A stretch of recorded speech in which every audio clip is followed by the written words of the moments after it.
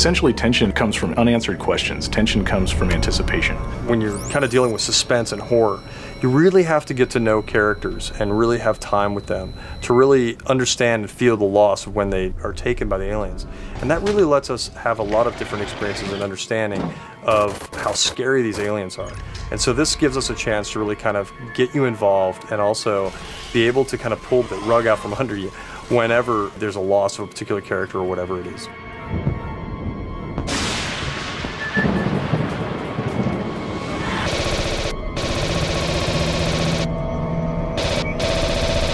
When you can survive an encounter, beat them, man, that's when you feel like a badass.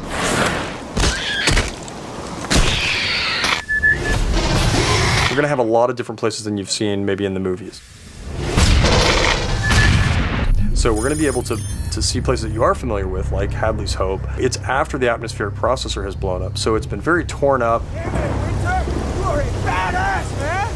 And it kind of had an explosion that explodes up, not out, but nonetheless, it still had an impact on what happened to some of those areas that you were familiar with. So you now get to come back in there and see them in a destroyed or distressed state that you didn't see before. You'll be able to explore areas that you hadn't seen in the movie. For example, being on the Sulaco, we'll have a lot more time to spend with the Colonial Marines there, as well as getting closer to areas that we've all wanted to see, like the jockey ship that we'll be able to explore more in and around.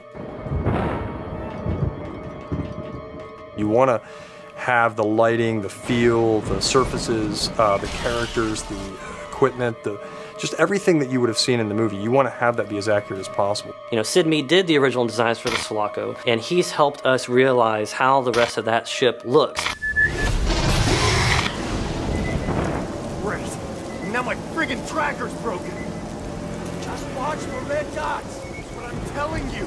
Motion tracking, you know, that ping, and then when you hear the blip, when the aliens are actually in the vicinity.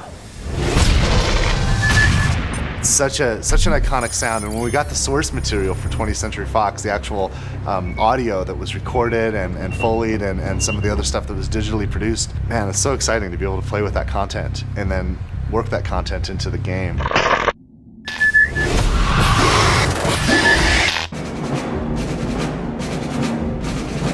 I think that Aliens fans, people who really love this franchise, are going to be really happy with the way in which we brought this forward. It's got a very strong story, it's got great action, it's got an interesting enemy. Fans should be expecting to be scared. They should be expecting to be excited.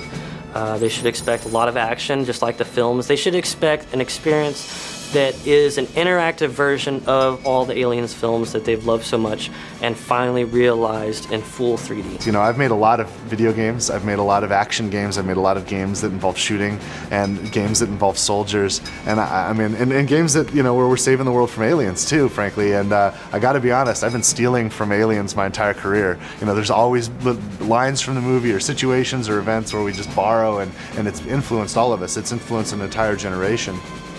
When we get to spend time in the real fiction, in the real canon, it's pretty exciting because we're not borrowing from it, we're building onto it and we're adding to it. So it's just a thrill to be involved.